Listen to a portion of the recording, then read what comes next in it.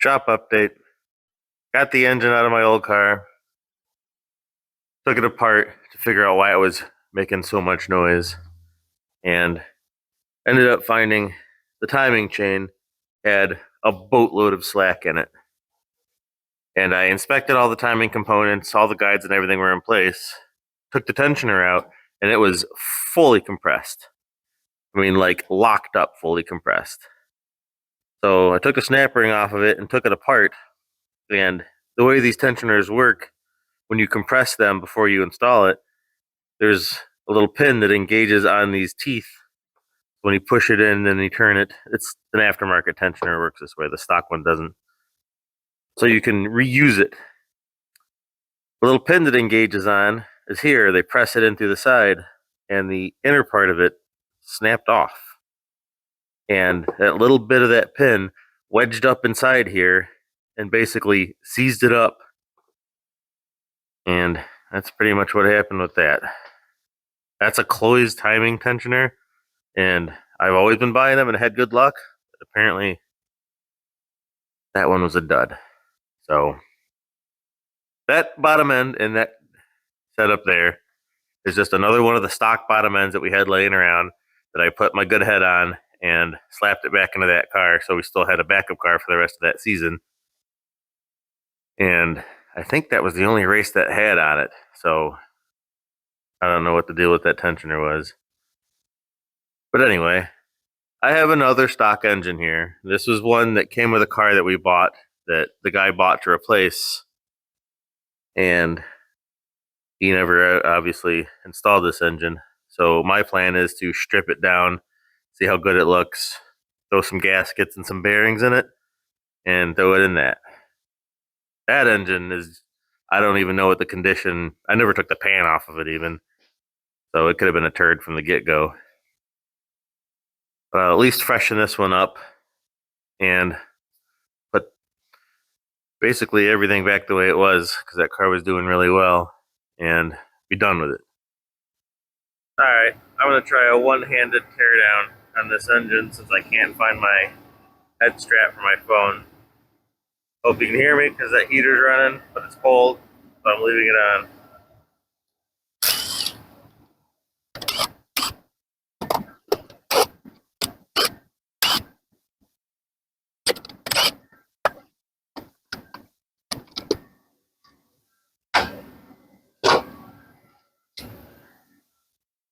Intake's off. Normally this dipstick bolts to the intake, so I'll have to take that bolt out. Okay.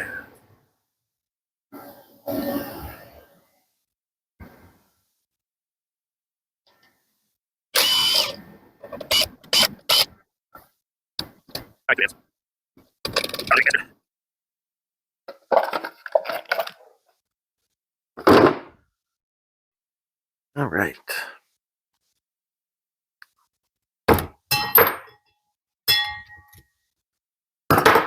Everything so far has been 10 mil. And now I'm switching to 13 mil.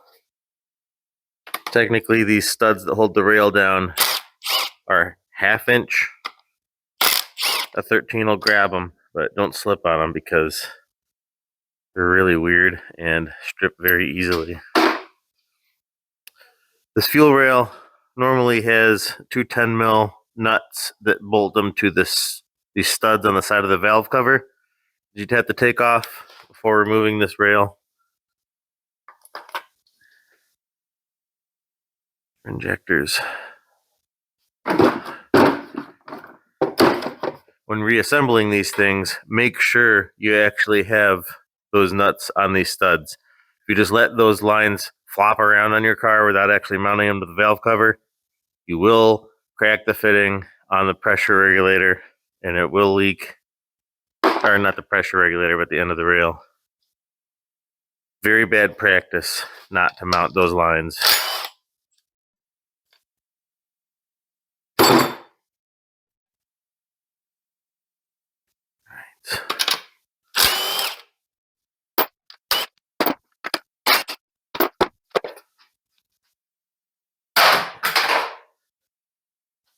All right, these exhaust manifold studs are crusty. Spray them with whatever you have before even attempting to remove them. Save yourself the hassle now.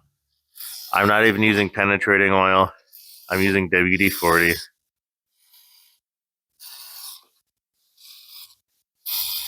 Just give yourself all the help you can with these, because it's no fun trying to extract broken studs out of the cylinder head.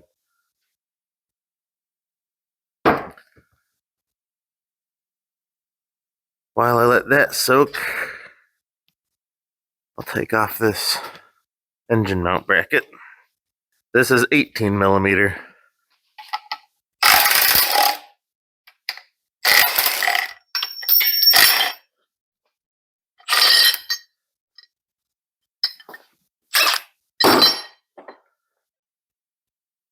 All right. Now I'll take off the belt tensioner, which is 15 millimeter.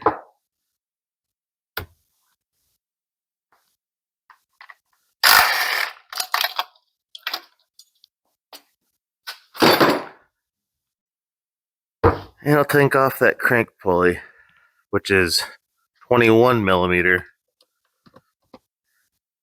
I'm going to use my 1/2 inch for that.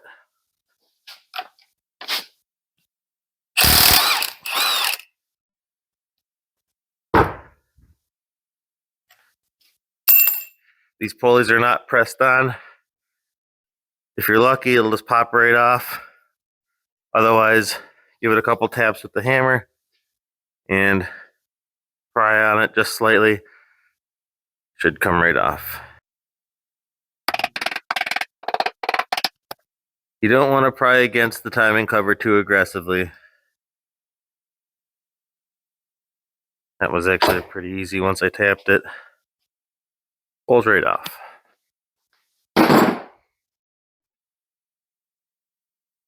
Timing cover,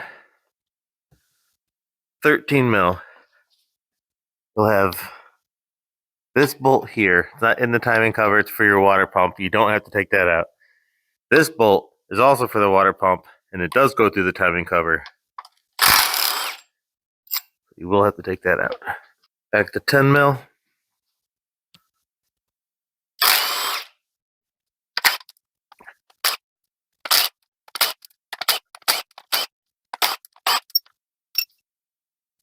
The timing cover sits on a dowel right here and a dowel right here.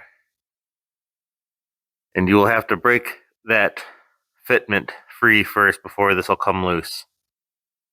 There are little areas like right here and one like over here that you can kind of tap or pry on the timing cover to get that to break free. I'm going to need 2 hands to do that, so do that.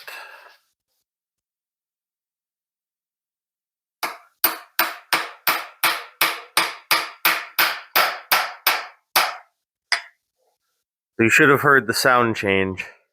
Basically what I was doing is using the pry bar right against that little tab that sticks off the timing cover and tapping it with the hammer lightly, and then now you can see that gap between the two. It kind of changed tone when it finally broke free. I'm going to do the same thing on this side. Alrighty. So now I've got a gap on either side. I'm going to kind of come down to this bottom tab, give it a little bit of a pry.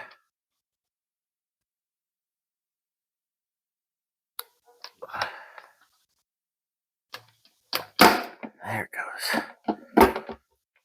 Oh yeah, we're moving now.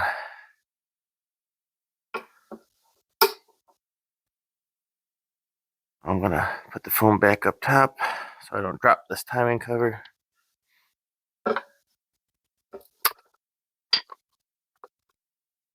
Okay.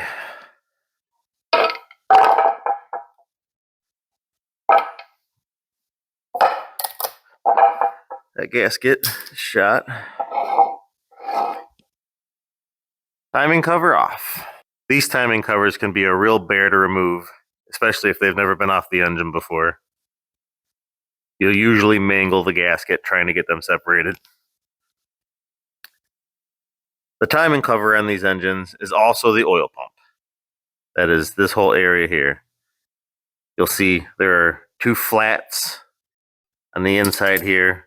That is your oil pump gear. Those flats engage on the harmonic balancer pulley. The bigger port is the pickup tube from the oil pan. That's where the oil pump gets the feed from. The smaller port is the high pressure output. On the engine, you'll see the large port, which goes down into the oil pan and then into the tube into the bottom of the oil pan for the pickup. The small port, the high pressure that feeds the engine. In these ports, you'll see a little bit of hand machine work done from the factory to clean up some of the casting slag these have. These foam cast blocks are terrible about casting slag internally. There's some pretty good slag still up at the top there.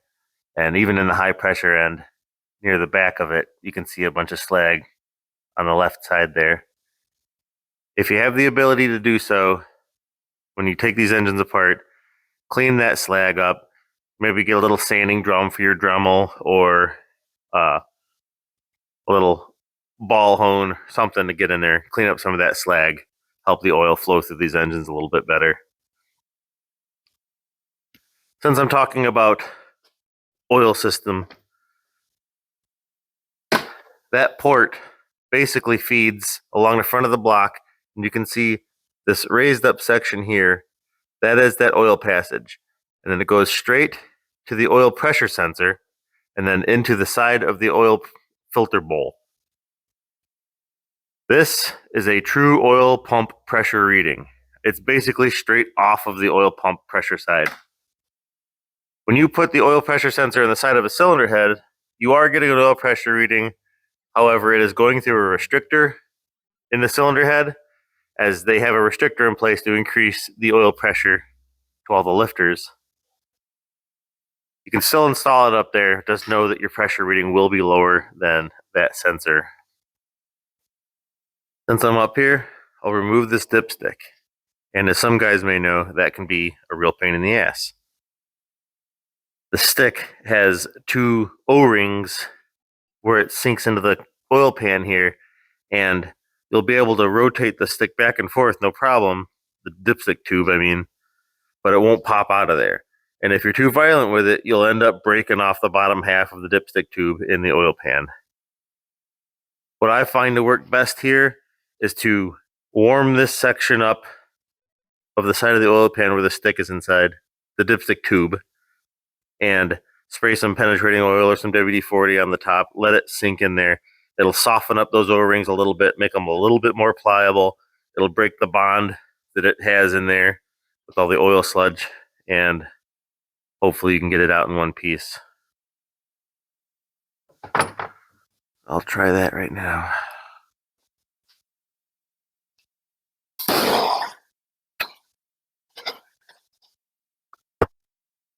The idea is to try and get some WD-40 down inside next to the tube. Try and shoot for the gap there. If you're lucky, work it back and forth. Oh, it's already coming out. We're good.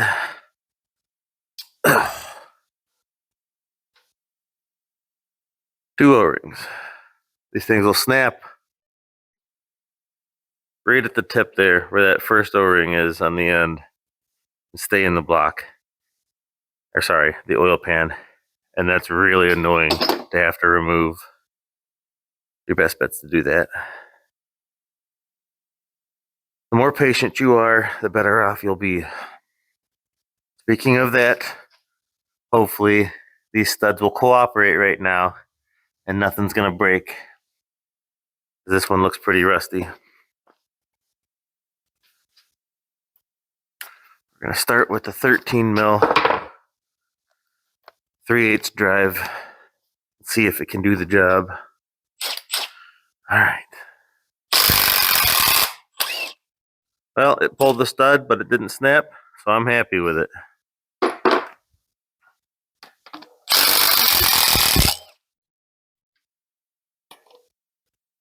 Yeah, we're looking good. That one left the stud and the nut came off. Not a big deal. Yep, that one snapped. I have very little patience for this, and I should be working slower, but I really don't care, because I can fix that later.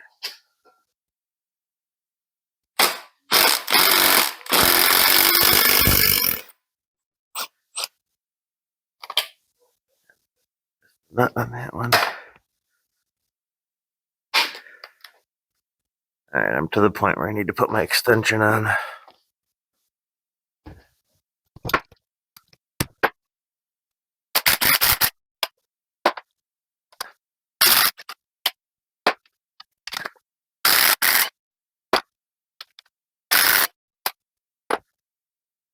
think I got everything. No piston.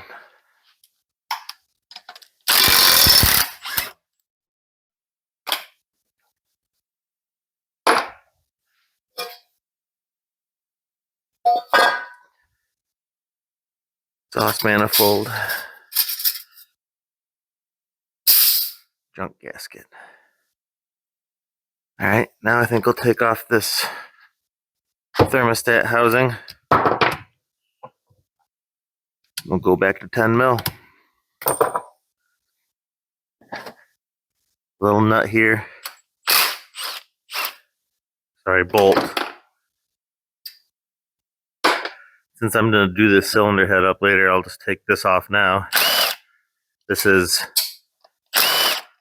a little plate that covers up an EGR port and also holds the coolant tube on the side of the cylinder head.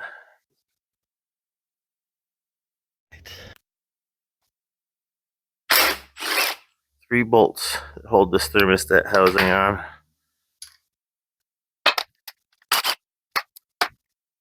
That bolt is already gone because I borrowed it for some other car at some point.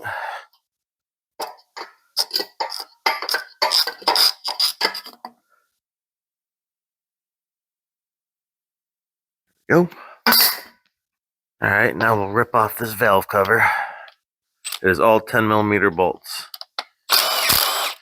And you'll get one of two things that'll happen. Either it'll walk the bolt all the way out of the washer and bushing, or it'll push the bushing out and stay on the bolt. Like that. That's what they should look like.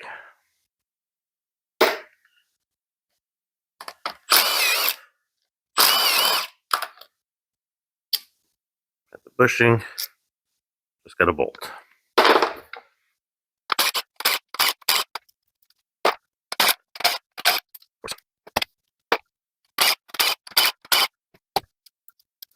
Should be all the 10 millimeter stuff. I gotta jump back over to the 13 mil or ½ inch.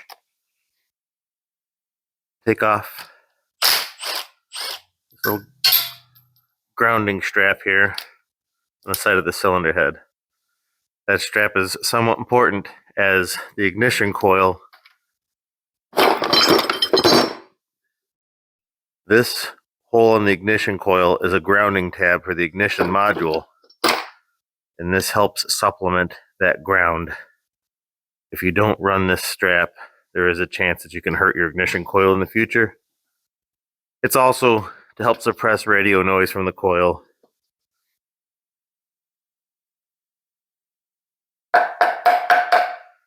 This valve cover is pretty well stuck on here. It's going to be just as bad as that timing cover was to break it off for the first time. I'll try and pry on it, but if that doesn't get it, we're going to have to go to... I'm just going to go get the mallet. I don't even know why I'm screwing around with it.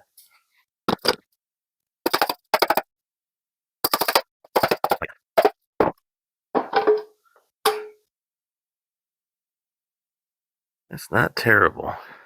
A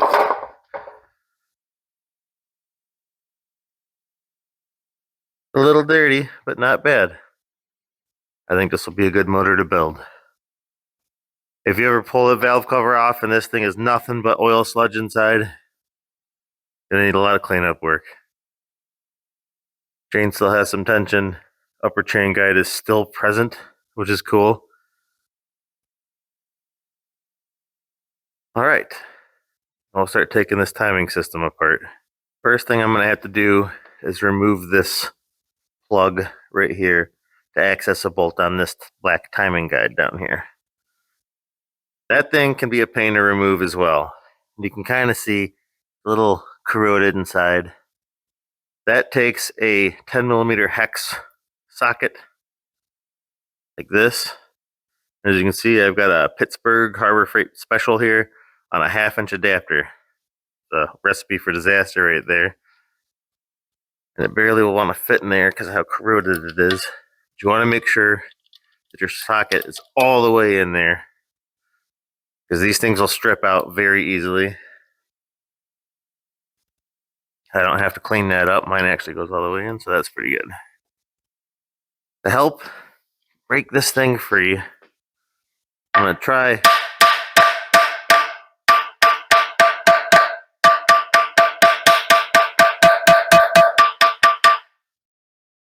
giving it a couple taps to see if that'll do it. Don't go crazy, because this is also cast aluminum and it will shatter. I'm just trying to jar it free. We're going to use the big boy on this.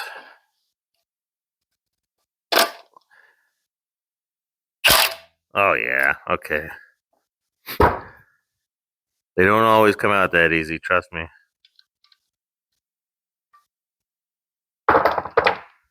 Okay. Now I'm going to remove the timing tensioner, the primary timing tensioner. You can see how this one's flat. The one that locked up on the other motor has this bump in the back of it. That will be an aftermarket one. This isn't the case for every single timing tensioner, but more often than not, that is the case. I've got a 32mm socket here. That is the size of that.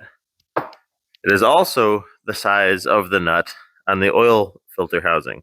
So if you have one of these oil filter sockets for removing the oil filter cartridge, same socket for removing that tensioner.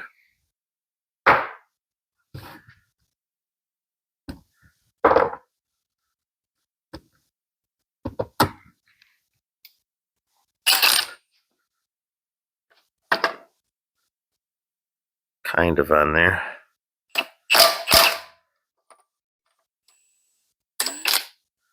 Got it.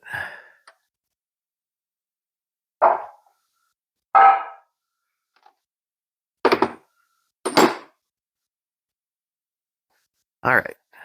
Now that the timing tensioner is out, let me get my 10mm back on here.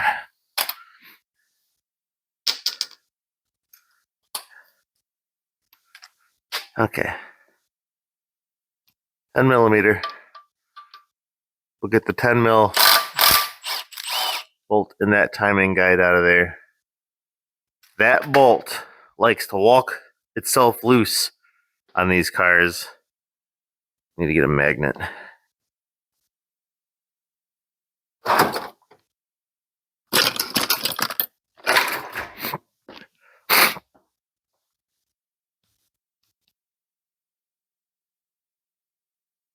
That bolt likes to walk itself loose on these cars, and that timing guide will rattle.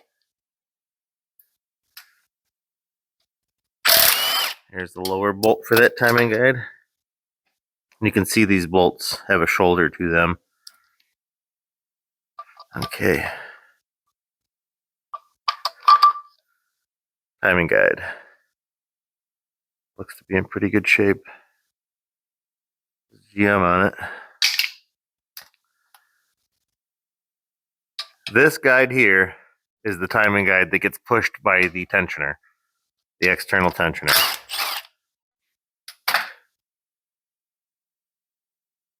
It just has a regular bolt. I don't know if I'm going to be able to get it out. Oh yeah, should have mentioned that. This is the hydraulic tensioner for the water pump and balance shaft chain, and I already removed the bolts from that. Yeah, I don't think this tensioner guide has to come out through the top here.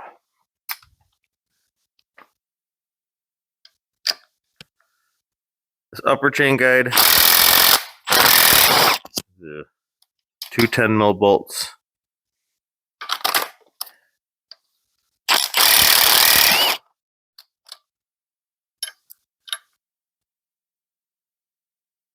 That guide's in pretty good shape too.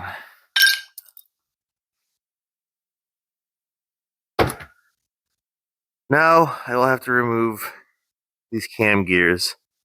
It's a good practice to have an engine set at top dead center before you take all this apart, but I'm taking this engine completely apart, so I'm not bothering.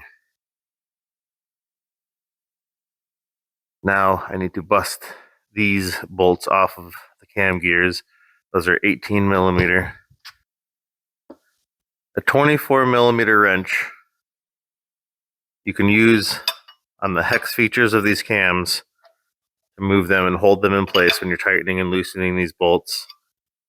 I shouldn't eat them and removing them, especially because all of this is going in the garbage anyway.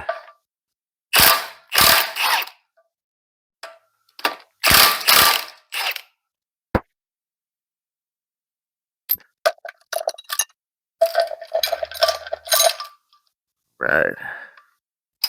Should be able to snake this chain guide out of here. Pretty good.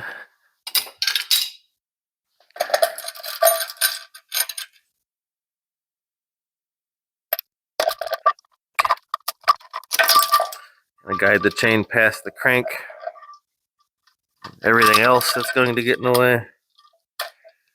There's like a bit of the block in there that you'll have to get it past. Okay. Timing chain is out. Primary timing chain. I already removed that tensioner.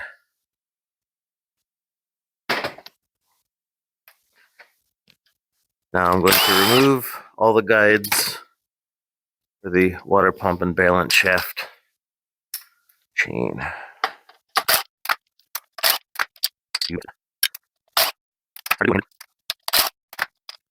Alrighty. Timing gear. If I can't walk this chain off of here.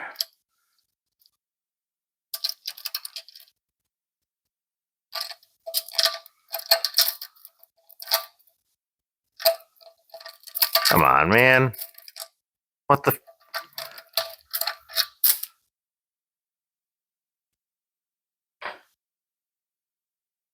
Wipe this gear off.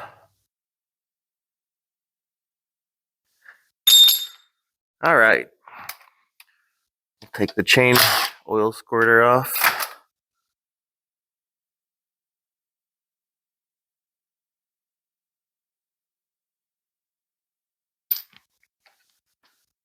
Okay. Water pump time. 13 mil.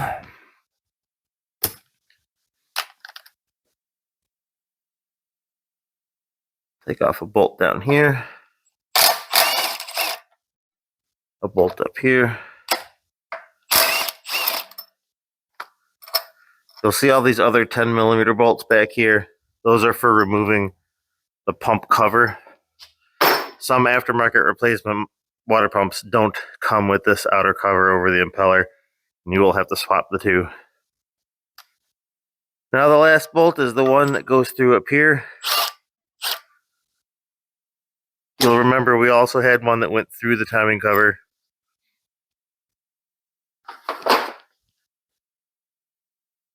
That one's on there still pretty good. So I'm going to have to knock this thing loose with a hammer.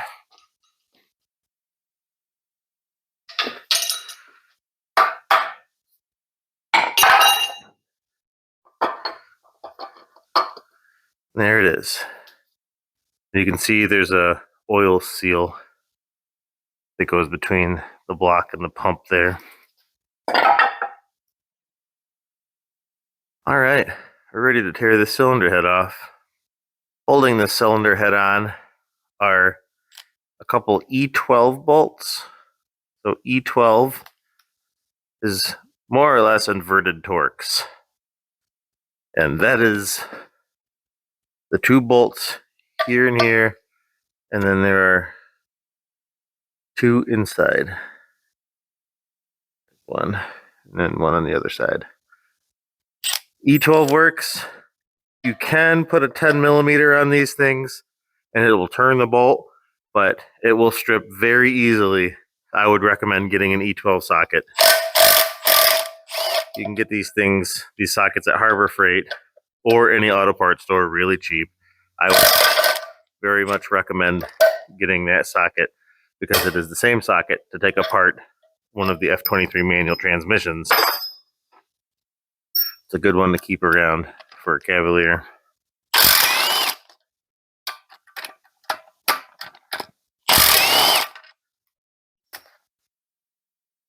Magnet.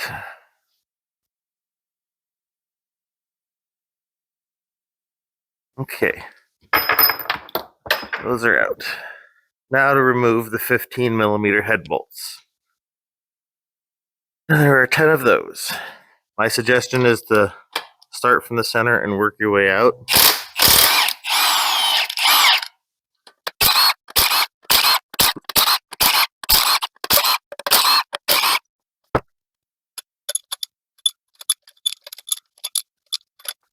Head bolts are off. Now that head should lift right off of there.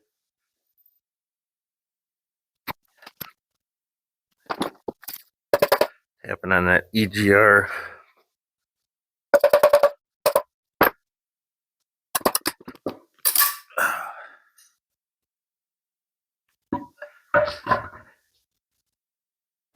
Gasket was sticking on that.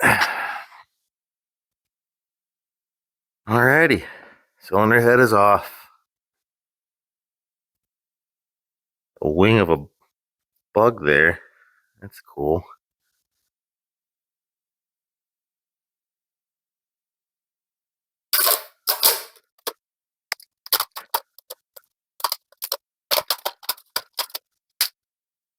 Yeah, bores don't look too bad.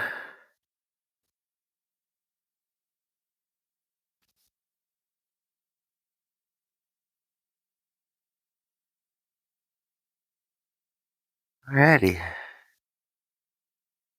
I don't see any signs of valve damage. That one's kind of rusty, but none of that's going to stay stock anyway. Alrighty, let's get this lower end looked at. Get it flipped over. We'll get this oil pump ripped off. Oil pan ripped off. Come on, man. This oil pan will be all 13 mil.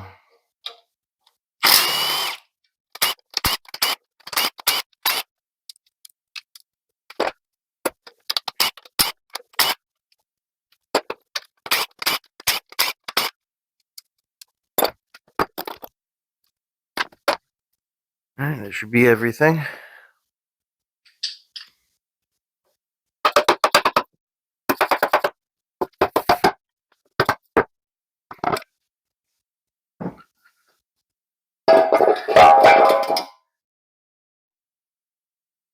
Not entirely caked up a sludge. Not bad. Here we have a bottom end.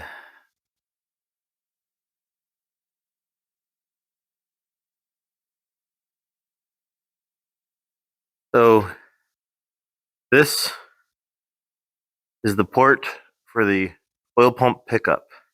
You see it passes through the block. There's RTV.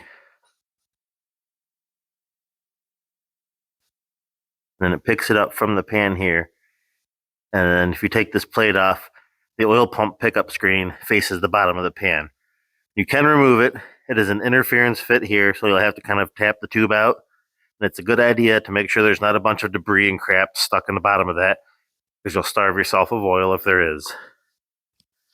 In the cylinder head, this is an oil passage, and you can see the little tiny restrictor in there that increases the oil pump pressure up to the cylinder head. When you get your oil pressure from one of these end galley ports, it's passing through that restrictor first, and that is why you get the lower pressure reading.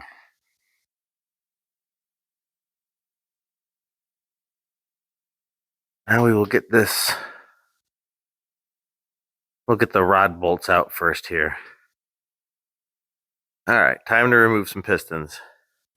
I've already removed 2 rod caps because my camera died while I was recording. I'm not putting them back together. These bolts are 7/16. You can use an 11 millimeter on them, but 7/16 is the correct one to use. You cannot mix these rod end caps up between the rods. These are specific to the rod that they come off of, and you have to keep in mind the direction that they come off of. You cannot flip them around. We need to push the rod and piston out of the bore, and you need to do so without scratching the cylinder walls.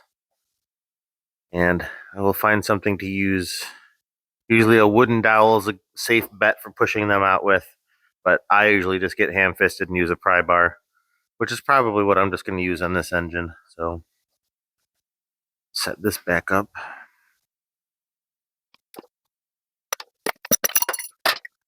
One piston.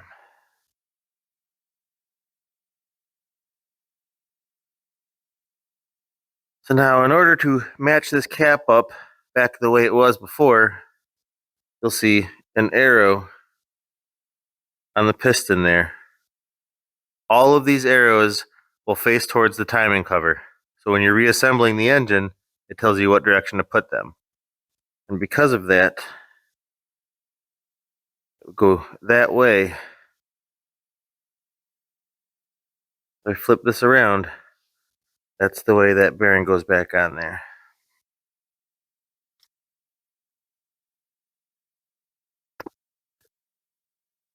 You can see, no, not really, there you go, the crack where they separate.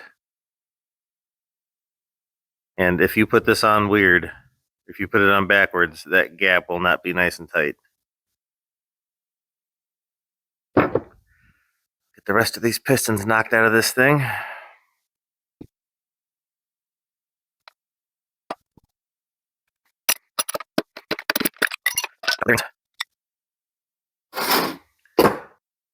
Now I'm going to have to turn the crank to reach cylinders 2 and 3. I'll just stick the harmonic balancer back on the end of the crank.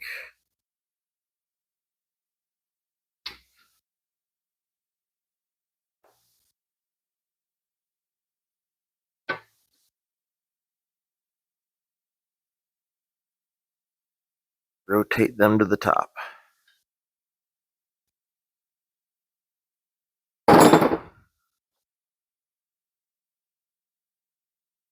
7/16.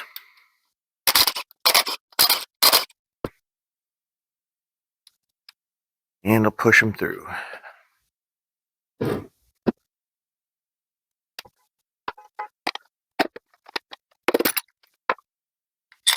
Don't be so violent with something that you intend on reusing.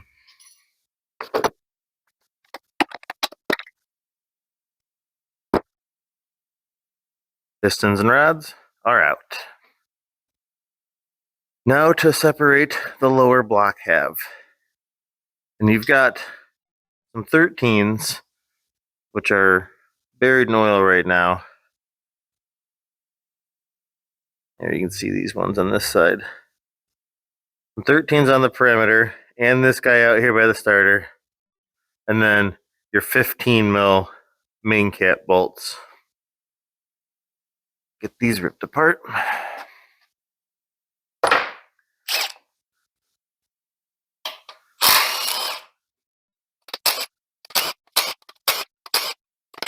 All right, into the oil.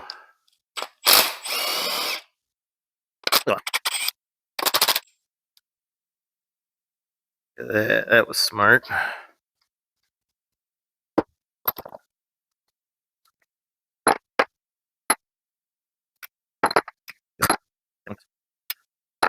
do believe that's everything.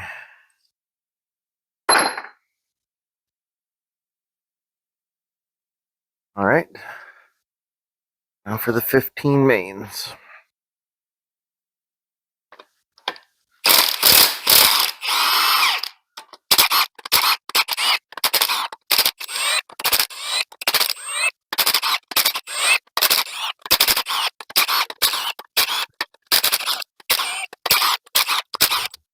Okay.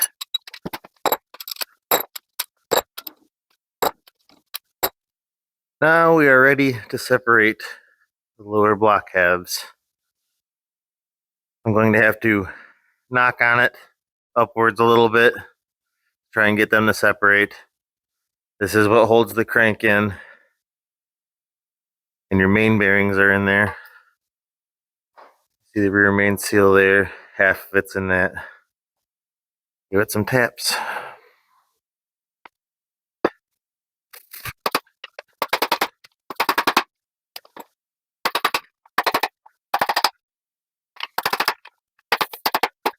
Yeah.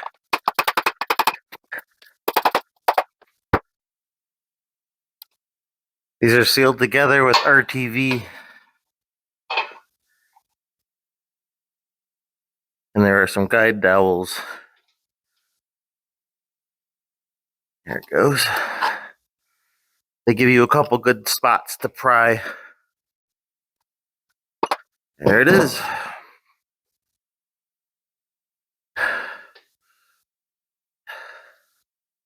This is gonna make a big mess because it's full of oil. Crank is basically ready to come out. Rear main seal's loose. It can be kind of tough to get it out of here, but it's basically just lift it straight out. Bam.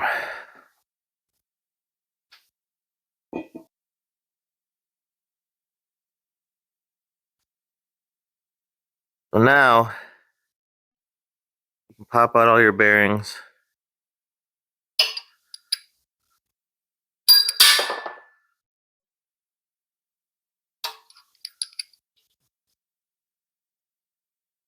Come out, you bastard. And I'll deal with that in a minute.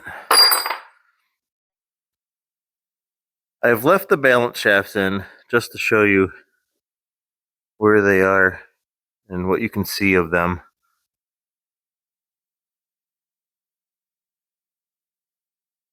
In case you've never looked at them before. All right. Flip this thing back over.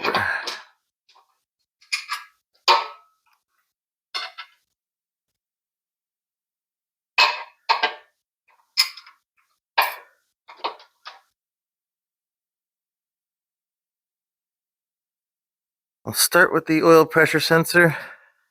I got a 27 mil deep well socket there for that.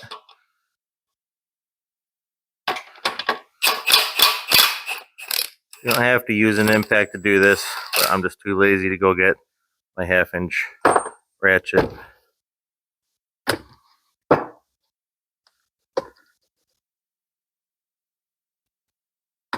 Honestly. Okay.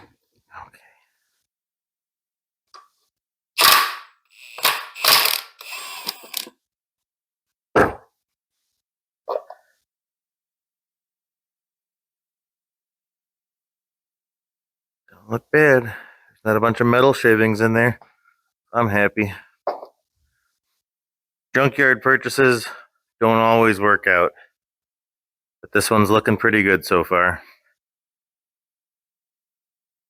The bores look good to me. They just need to clean up. Normally, I will take these outside and pressure wash them and clean them up really good before sending this to the machine shop, but it's too cold to run that pressure washer right now. So I will pay them to just hot tank this thing and clean it up real good for me. And I'll get the cylinder surface decked. Take these balance shafts out. They've got 10 millimeter bolts. It'll drop on the ground and never see again. Removing these balance shafts can be a real pain. And if you're going to delete your balance shafts, you do not want to break these little cast ears off of these things. Like this. That is not good.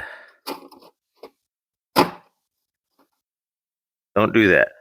They don't take much. When removing these things, you want to try and pry them out as straight as you can, because they will twist in the bore in there slightly and it'll lock in place like a Chinese finger trap. Usually when I do balance shaft deletes on these engines, I am replacing all of the gears with a timing kit, so I'm not worried about hurting these gears. So I will pry by that gear, and we will pry using this little standoff as some leverage. I'm going to initially try and get it broken free. Oh, it's sliding out nice. Alright, so that doesn't always happen. I was really lucky with how clean this junkyard engine is. Usually I'll have to use the heel of this standoff to pry it out with the pry bar, and you just fight back and forth and back and forth. That one actually came out pretty nice. If yours aren't budging whatsoever, you can put the pry bar tip against the side of that tab and kind of knock it loose, like so, rotate it, so to say, to break the adhesion that it has in place on the block. All right, that's just not even fair. I've never had these come out that easily before. I'll just say, be careful when you're removing yours and don't break those ears off. Another point of interest, there is an exhaust and an intake balance shaft, and the retainers matter. You have to put them in the correct spot. You cannot mix them up. If you install these on the wrong side, the bolt hole will not line up with the hole in the block any longer. You'll have to pry them back out again. Don't make that mistake. Label them or just keep them oriented in such a way that you don't forget where they go.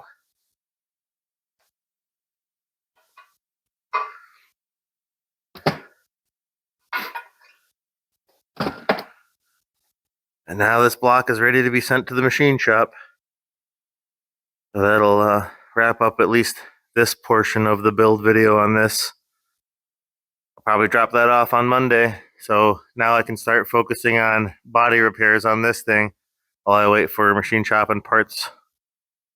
I can put this motor back together. See you in the next update.